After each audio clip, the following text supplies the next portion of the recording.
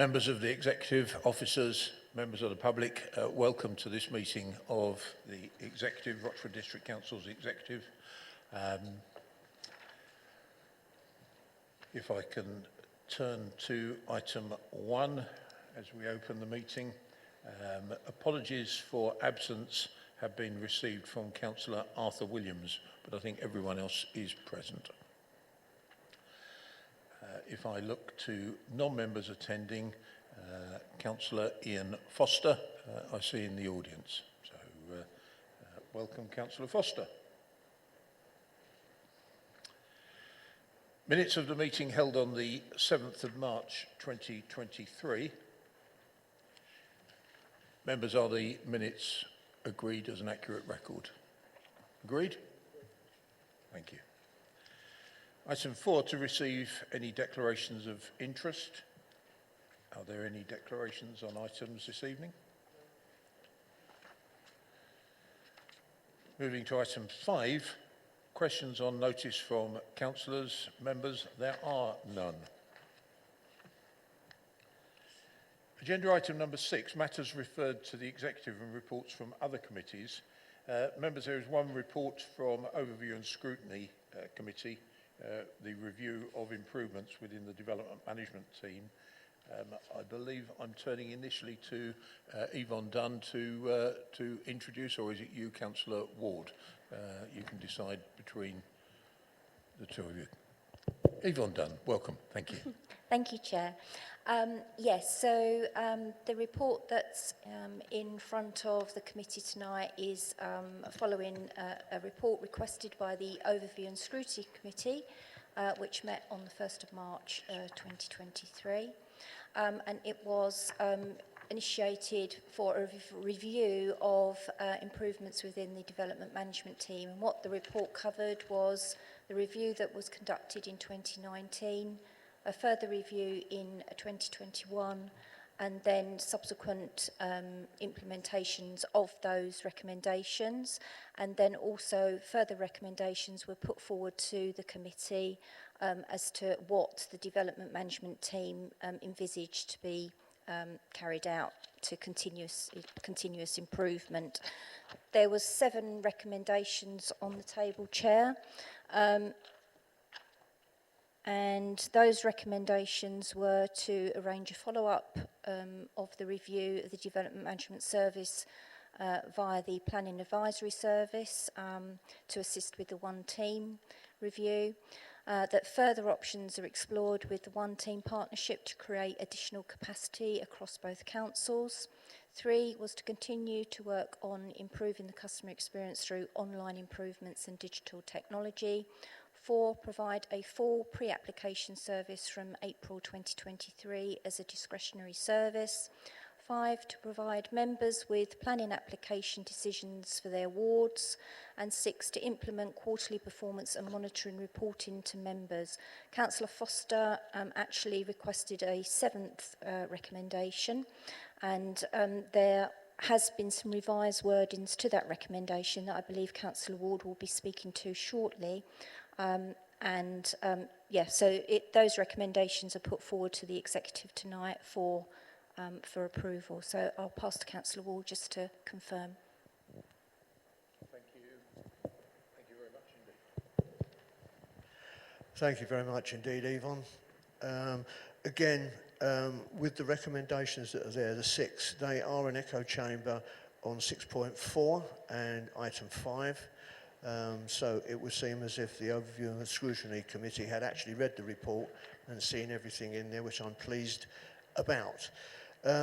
Item 7, there is a change which I shall read out now, and that change is, and I'll read it nice and slow, that for major development and planning applications that have generated substantial public interest, officers should seek ward councillor comments on conditions before discharge if the details vary from the planning application. And so that will be item 7 on those. Thank you. Thank you, Councillor Ward. Are there any comments on the report in front of you? Yvonne Dunn has very kindly read out the first 6 recommendations, and you've gone for an amendment for item 7 as it's issued in the agenda pack tonight. Do you have a seconder for that amendment? I hope so. Councillor Sperring, thank you. Thank you.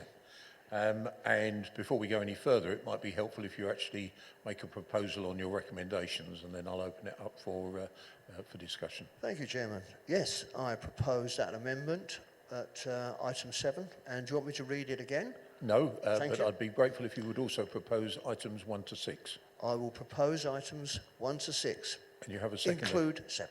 Yep. Thank you. Councillor Sperring. Councillor Efty. Thank you, Chairman. Item 5, to provide members with planning application decisions in their wards. How are we going to do that? 'Cause at the moment we get a parish list and a weekly list. Would it come out as an email, or just a little bit of clarification on that? Yes, it was actually something that we used to do, and then following the review back in 2019, it stopped, and then and then we're going to reintroduce it. So what we will do, we'll produce a monthly list, and then that will get sent through to member services and then emailed out to members. Thank you. Any other members? Okay, I'm particularly pleased to see 4 as a recommendation there, because that for me is about providing customer service and going through a sort of pre-application process. So very pleased to see that recommendation there. But unless there's any other further comments, we've got proposals that I think, recommendations that I think we can take on block, unless anyone disagrees. Councillor Ward, you look as if you're... So thank you, Chairman. Do we need to take item 7 as a separate change and then everything together? I think we can take them all on block. We can take them all on block. Thank you very much. Unless anyone is against taking them on block? No, I can't see any dissenting voices. So we'll turn to the recommendations at item 2, those 1 to 7, which have been proposed by you, Councillor Ward, seconded by you, Councillor Sperring. Are we in agreement? Agreed. Unanimous. Thank you very much indeed. Right.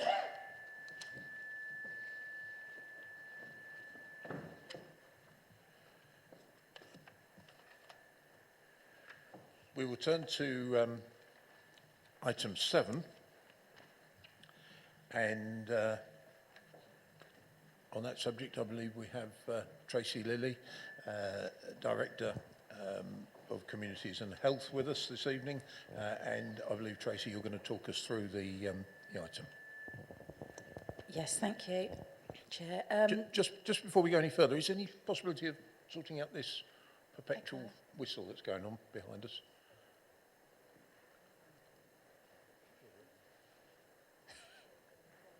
Shall I go? All right. Every time I hold a mic, I want to burst out into song, but I won't put you through that. This report is just a business as usual report, really, around the voluntary sector grants that we issue each year.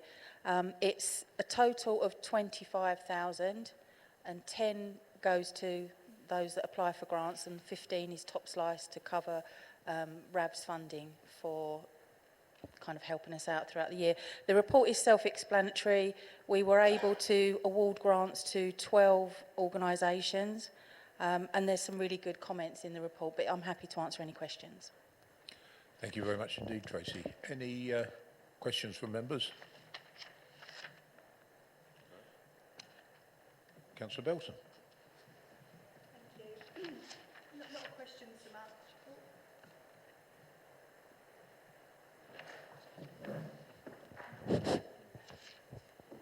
Not a question so much, but just to say it's really pleasing to see that there's a vast diversity in who's getting the grants and how it's being awarded, and the report does read really well, and it's positive, and the fact that RABs report on what they're doing and do a lot of the legwork for us to ensure that we're getting good coverage across the entire district is really pleasing.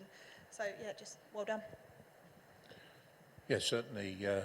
I'd like to echo, and I think other members would certainly echo that. I attended the RAVS AGM recently along with portfolio holder Councillor Williams, and it is indeed impressive how they are outreaching, and we're able to support them in their good work, but also to other organisations as well. So, members, unless there's any other comments, there are 3 recommendations set out at paragraphs 1.1 to 1.3 on 7.1 of the report. I will read those recommendations out. That the processes and procedures for allocating the Voluntary Sector Grants Fund be continued for the financial year 2023-2024. 1.2, that it be agreed that this process remains clear and transparent whilst aligning outcomes with those identified in the Rochford District Council RDC business plan relating to partnership working and links to the joint Rochford and Castle Point Health and Wellbeing Strategy, HWBS 2022 to 2025, that is. And 1.3, that it be agreed that the Rayleigh, Rochford and District Association for Voluntary Services, RAVS, receive top-sliced funding from the same pot based on outcomes aligned with the Essex County Council Performance Framework and the HWBS Action Plan. I assume that members, you're happy to take all those 3 en bloc. Are you agreeable to those decisions being recommended? Agreed. Agreed. Thank you. That is unanimous. Moving on to item 8.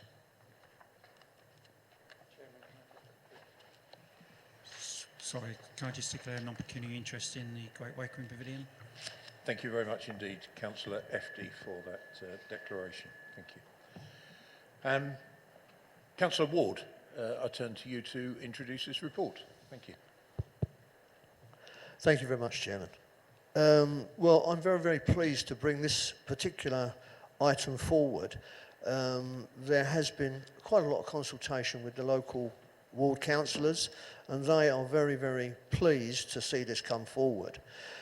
This is a great opportunity in social working rather than looking at the financial outcomes of things. I think this is actually a very, very important piece of work that is coming forward to enable a lot of social help within the area. And I know that this has been asked for by the local councillors, and I'm very, very pleased that we've been able to bring, as a working partner, ATF forward to take this on.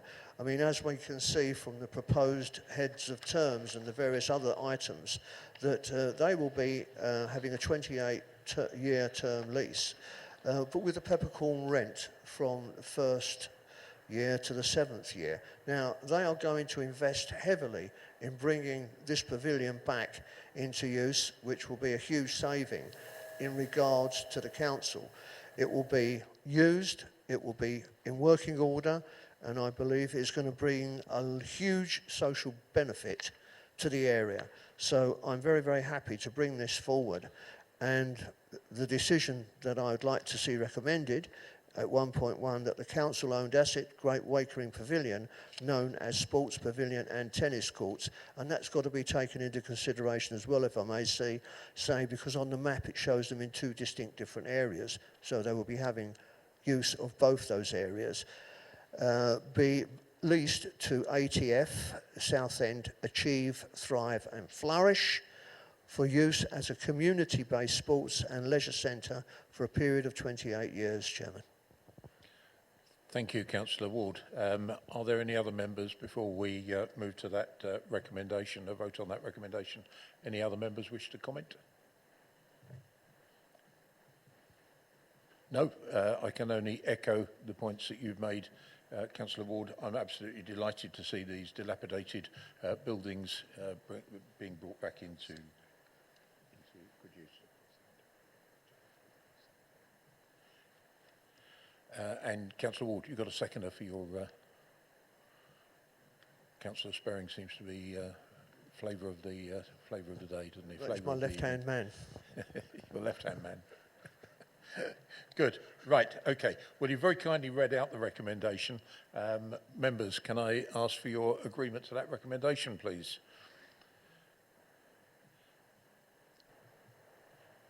That's 5 in favour. And Councillor Efty, you're abstaining.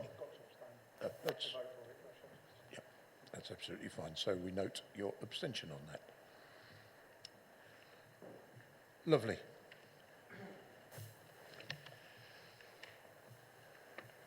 Right, moving to item 9, which is the lease of the Hullbridge Pavilion. Councillor Ward, it's your lucky night tonight. Thank you, Chairman. Again, this is another of our assets that we are bringing back or hoping to bring back into use. It's been put on offer out there to be taken up. We've put it out at a market rent of £6,500 per annum. We had spoken to Trudge, who operate the Fairview Pavilion, but at this moment in time, it doesn't fit into their programme of use.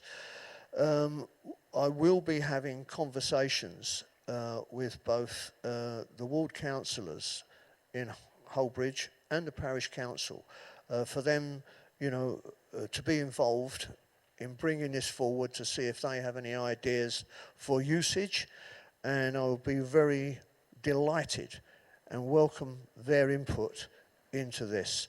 But as it stands, it is as it is. There are decisions being recommended on item 1. Do you want me to read those out or not? I do propose those, okay, if you wish me, or you wish to read those out. I'll save your breath on this one. Okay, you let me do this one, will you? Thank you, okay. Councillor Ward. Right, 1.1. Oh, you are going to read them, right? I will read it. Okay, all right, fine. That the household opportunity be publicly marketed for the council-owned asset Hullbridge Pavilion, a sports pavilion located at Pool Lane, Hullbridge, for commercial use. That authority be delegated to the Director of Assets and Investment in consultation with the portfolio holder for strategic planning and assets to review the offers from prospective tenants resulting from the marketing exercise via local property agents and finalise the terms of the lease with the successful applicant for the Hullbridge Pavilion. And 1.3, that community use of the asset be recommended unless there are community benefits which will confer wider value for money to residents of this district overall. Thank you, Chairman, and I'll need a seconder. Thank you, Councillor Ward, and Councillor Efty is seconding you. And just in case the audio recording isn't clear, I certainly heard at 1.1 that the household opportunity, and of course it should read that the leasehold opportunity. That's for the recording. And I should have said on both this report and the previous report, my thanks to Phoebe Barnes, who's Director of Assets and Investment, for all the work that you're doing on this, because it's a delight to see these dilapidated buildings, as I said previously, being brought back into community use and the social value that hopefully this one in Hullbridge, but certainly the one in Wakering, will give back to the community. But before I move to a vote, any member comments? Nope. Okay, in that case, we'll take the recommendations together. 1.1, 1.2, 1.3, if everyone is in agreement. So those in agreement, well, that is unanimous with those recommendations.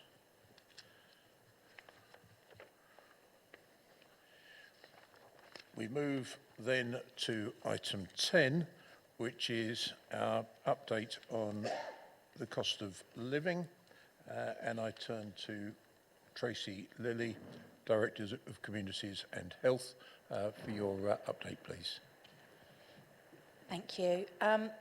As I've mentioned earlier on today, I don't have my sidekick, as in Kelly, so I'll try to do justice to the dashboard. Unfortunately, I can't present it on the screen, but I've printed it out for you and it's been handed out by my able assistant, Kim Anderson. I'll just give you some kind of headlines. As we thought, the calls to the customer service team are very, very minimal from our perspective, but actually looking at the overall reach in terms of communication across all platforms, I think it's quite high. It's significantly high. It's over 12,000, just dropped down in March. But one of the things that we've made clear about the dashboard is it's a kind of moving beast in a sense, and we want to make sure that it helps inform us moving forward and picks up trends. And one of the things that we didn't want to do was put more pressure on our partners to provide additional information to us to include in the dashboard. And one of the things you'll see in the handouts that you've just been given is some data that we received this afternoon from Citizens Advice. And what I don't want to do is kind of wash that down and just present a small amount of that. I think it's really important to members to see the entirety of those key stats that we've got. But it's safe to say that we're doing a huge amount of work, massive credit to our partners that are doing it, really. But I just wanted to touch on, it kind of crossed over two themes, but it did have a cost of living theme to an event that we ran on the 29th of March at the Mega Centre in Rayleigh. And we were able to reach 250 people with 30 partners present at that event. It was really heartwarming to be involved in, I have to say. And I just wanted to quickly, because I think it's really important, read out a couple of thanks that we got as a team. When I say team, it's Kelly Redston and our apprentice Lucy Turkleton, so they've done really, really well. But this email was from Active Essex, and it said, just wanted to send a message on behalf of our team congratulating you on delivering a fantastic event yesterday. It was great to bring everything together, and it was made better and brilliant by the turnout of the public. Well done. And then another one from the lead for partnership delivery at Essex County Council. Just wanted to send a quick email to say what a fantastic job you did yesterday. I felt it was well organised and the great range of stalls covering all areas. I really appreciated the invite and look forward to working with you again soon. So it was really heartwarming, as I said, and we will continue to do those kind of events, because like I've said all along, it's not necessarily always about producing literature and leaflets, because it's out there already, but it's about making sure that we're in our communities, talking to our residents, giving them the support that they need. We've got about 18 warm hubs across the district that are well used. There are two particularly that are used, but I won't name them because it's not a name and shame game. But yeah, it's really good work, and we're just waiting for actually confirmation whether we're going to be included in the LGA conference in the innovation zone around the work that we're doing on the cost of living. So hopefully, fingers crossed, we'll get to showcase what we're doing. Thank you, Tracy, for that update, and also the handouts that have gone around. Members, are there any questions? Councillor Mrs. Belton. Thank you. Great report. Thank you for the information and the arguably sort of one of the most vital services that we're delivering at these times. I just wanted to ask, you mentioned that you'll be looking to do other events. Will we be looking to do that elsewhere in the district? Because there was comments about them being in Rayleigh and making it easier for those on the east. Yeah, absolutely. One of the things I'm quite passionate about is actually developing, and I have to bear in mind that I do put a lot of pressure on the team to deliver these things, but one of the other things we wanted to do was a cost of living roadshow as well, where we won't just do the bigger events, we will go to existing groups that know what their communities need, and we will present to them in key areas. So, for example, there's no point going to an elderly group and talking about mother and toddler benefit, family benefits. So it's just about tailoring that approach, but hopefully we'll do that with our partners moving forward. Councillor Efti. Thank you, Tracy, for a really great report. We've been at this now for coming up nearly a year. So what we're going to do, what we've learnt from this report and what we've learnt over the last year, and how we're going to be moving forward on this. Thank you, Councillor FD. Well, as you know, we initially did an action plan, which is still there, and we still kind of review it regularly. But one of the things that we wanted to do was develop the dashboard, which will give us the data to inform how we move forward. And we'll be reviewing the action plan in September, because that will be a full year life of the action plan, and then we'll reevaluate and programme what we do over the winter months and then the coming months after that. Excellent, thank you very much. Councillor Sparring. Thank you, Chairman. I attended the event on the 29th of March. I didn't quite know what to expect, but I can only endorse what Tracy said, the support and the enthusiasm from both the residents who were there and the people who were, should we say, showcasing their various areas was quite surprising. I didn't know what to expect, but it was a real buzz going about the place. Thank you. Thank you, Councillor Sperring. Any other members? No, okay. I just want to sort of record my thanks to you and your team, and also to Councillor Williams, whose portfolio this falls under. Certainly we started looking at this in May or June of last year, and as was said by Councillor Sperring in the context of the Mega Centre event, I don't think we knew how we were going to be able to support our residents in the district. What we have been an organisation which signposts and facilitates and engages with other partners because we knew that we couldn't actually deliver or solve the problem. So it has been a perfect example of us working with other agencies. We've been able to make modest financial contribution to those under council tax, with council tax hardship schemes. But to have been acknowledged at least by the LGA as one of those councillors that is up there, was on the front foot of doing it.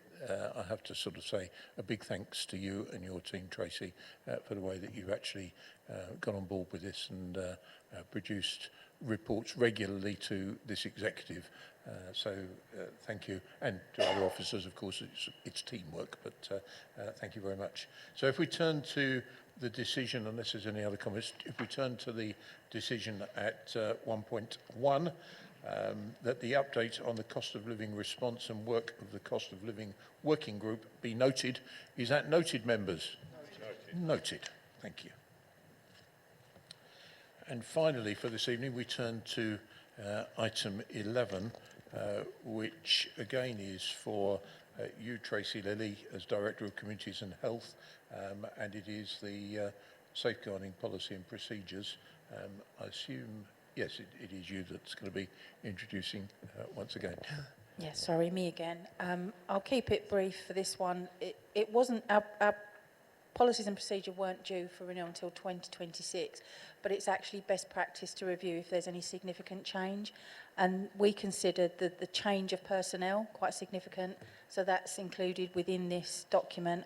Also, we captured some legislative change, and that's at 11.72, which is Appendix 10, so it just tables what those legislation and the date that we've kind of adapted in this policy. And it was also about aligning, using the strategic partnership that we have, aligning the practices across both organisations, and I think this is a really good example of that.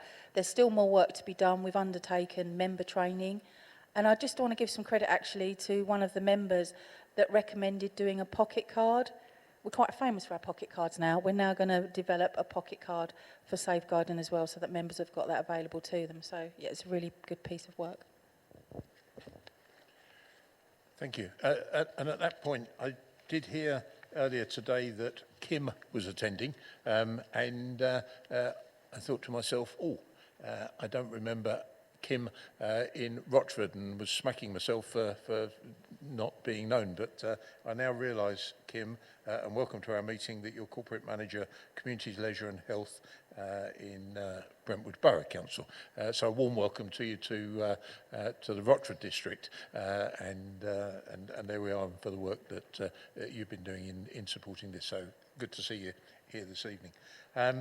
But thank you, Tracy, for that update on this report. Members, any questions, any comments?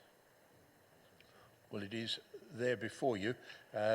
I will propose that at the 1.1, the decision being recommended, and that is that the Joint Revised Safeguarding Policy and Procedures 2023 to 2026 for children, young people and adults with care and support needs be agreed.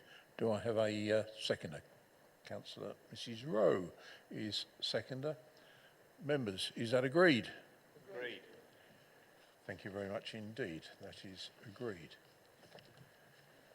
So, members, that takes us to the final item, and just before I close the meeting, it is, of course, the final executive in this municipal year.